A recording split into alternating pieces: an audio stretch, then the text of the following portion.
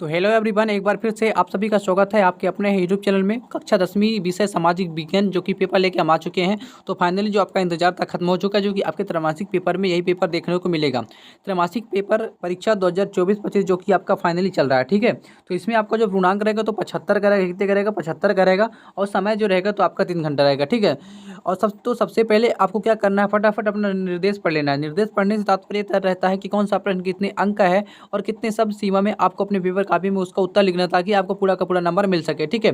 तो फाइनली एक आपसे रिक्वेस्ट है कि हम आपके लिए इतना मेहनत से वीडियो लेके आते हैं, तो आप हमारे चैनल को सब्सक्राइब कर लीजिएगा, वीडियो को लाइक कीजिएगा और ज़्यादा से ज़्यादा वीडियो को शेयर कीजिएगा, ठीक है। तो चलते हैं प्रश्न की ओर। तुम्हारा पहला प्रश्न क्या कहता है, सही विकल्प चुनकर लिखिए। यानी वे उत्पादक जिन पर सभी जीव निर्भर करते हैं, द्वितीयक उत्पादक, प्राथमिक उत्पादक, तृतीयक उत्पादक, इनमें से कोई नहीं, ठीक है। तो इसमें से आपको क्या बताना है कि वे उत्पादक जिन पर सभी जीव निर्भर करते हैं, आपको इसमें ये बताना है, ठीक है। तो फटाफट आप स्क्रीनशॉट ले लीजिए। तो पहला का क्या हो जाएगा, प्राथमिक उत्पादक। दूसरा है हीराकुंड परियोजना किस नदी पर बनाई गई थी, तो महानदी पर, ठीक है। और तीसरा है औसत आय को अन्य किस नाम से जाना जाता है, तो प्रति व्यक्ति आय के नाम से भी जाना जाता है। अगला है प्रथम अंतर्राष्ट्रीय पृथ्वी सम्मेलन किस वर्ष आयोजित हुआ, तो 1922 में हुआ था, ठीक है। अगला है बालगन क्षेत्र के निवासियों को क्या कहा जाता था, तो ये हमारे इसका राइट आंसर हो जाएगा इसलाव कहा जाता था, ठीक है। अगला है लोकतंत्र का मूल मंत्र क्या है, तो लोकतंत्र का मूल मंत्र समानता व भाईचारा है। क्या है, समानता व भाईचारा। इसके बाद अगला है रिक्त स्थान की पूर्ति कीजिए। आपको इसमें क्या करना है, रिक्त स्थान की पूर्ति करना, ठीक है। तो फटाफट आप स्क्रीनशॉट ले लीजिएगा। सत्ता की साझेदारी लोकतंत्र की आत्मा है, किसकी है, लोकतंत्र की आत्मा। तो हमारे इसका राइट आंसर क्या हो जाएगा, लोकतंत्र हो जाएगा, ठीक है। पहला का लोकतंत्र हो जाएगा। अगला छोटा नागपुर क्षेत्र में 6 जनजातियां निवास करती, कितनी 6 जनजातियां निवास करती हैं, ठीक है। अगला है 100 दिनों की रोजगार योजना मनरेगा को कहा जाता है। क्या कहा जाता है, मनरेगा को कहा जाता है। इसका राइट आंसर मनरेगा हो जाएगा। अगला है दुनिया का सबसे बड़ा लोकतांत्रिक देश है, दुनिया का सबसे बड़ा लोकतांत्रिक देश है, तो कौन सा है, भारत। इसका राइट आंसर 12 हो जाएगा।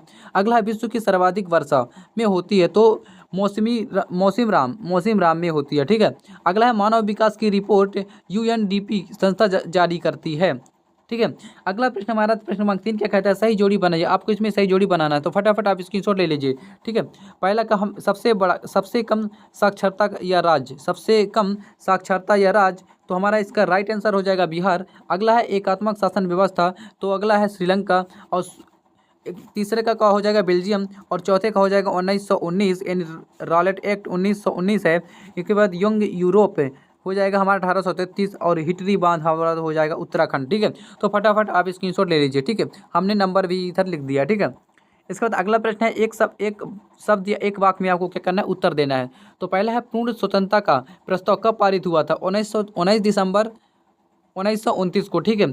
इसके बाद लोकतांत्रिक सरकार किसके प्रति उत्तरदायी होता है, तो जनता के प्रति, इसका आंसर हो जाएगा। अगला है कृषि क्षेत्र में कौन सी बेरोजगारी पाई जाती है, तो इसका हमारा आंसर हो जाएगा, है ना, प्रच्छन्न। इसके बाद अगला है कि हिटरी में किसानों द्वारा कौन सा आंदोलन चलाया गया था, तो बीज बचाओ आंदोलन चलाया गया था।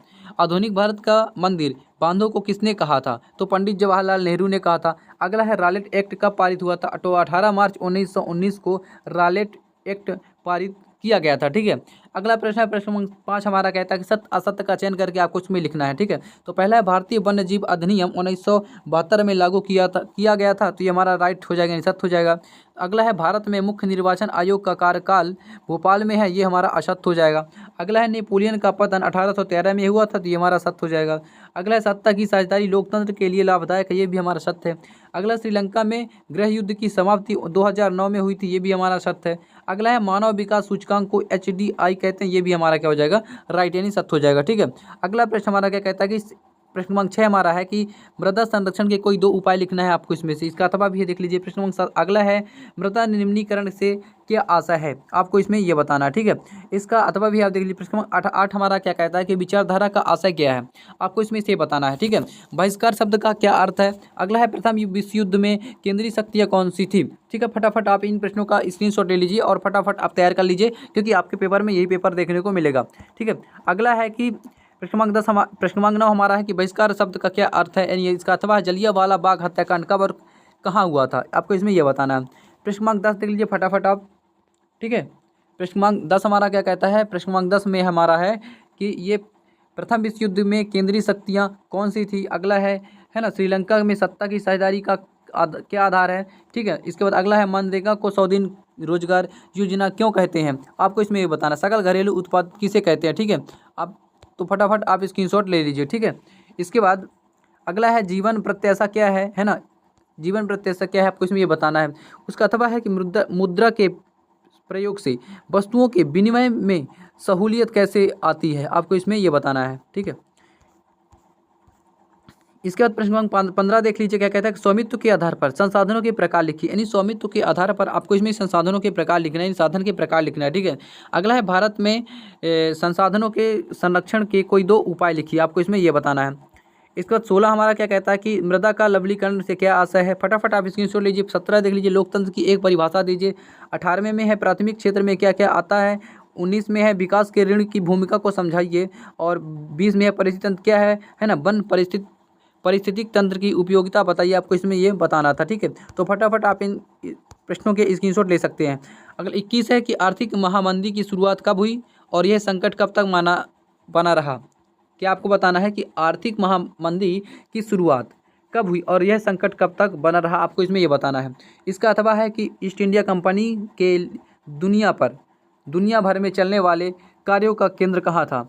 अगला है सविनय अवज्ञा आंदोलन की चरणबद्ध व्याख्या कीजिए, आपको इसमें बताना है। भारत छोड़ो आंदोलन की व्याख्या कीजिए। अगला है संघीय शासन व्यवस्था की महत्वपूर्ण आपको विशेषताएं बताना है। इसके बाद भारतीय संविधान की 8वीं अनुसूची पर प्रकाश डालिए, ठीक है। तो फटाफट आप इन प्रश्नों को स्क्रीनशॉट ले लीजिए और फटाफट तैयार कर लीजिए, क्योंकि आपके पेपर में यही पेपर देखने को मिलेगा, ठीक है। तो मेरे प्रिय छात्रों, आपको वीडियो कैसा लगा, आशा करता हूँ कि अच्छा लगा हो तो वीडियो को लाइक कीजिएगा, चैनल को सब्सक्राइब कीजिएगा और ज़्यादा से ज़्यादा वीडियो को शेयर कीजिएगा, ठीक है। हमारे चैनल के माध्यम से क्लास 9, 10, 11, 12 सभी विषय की वार्षिक पेपर की तैयारी, संपूर्ण तैयारी कराई जाएगी, ठीक है। फिर मिलते हैं नेक्स्ट वीडियो में, तब तक के लिए जय हिंद, वंदे मातरम।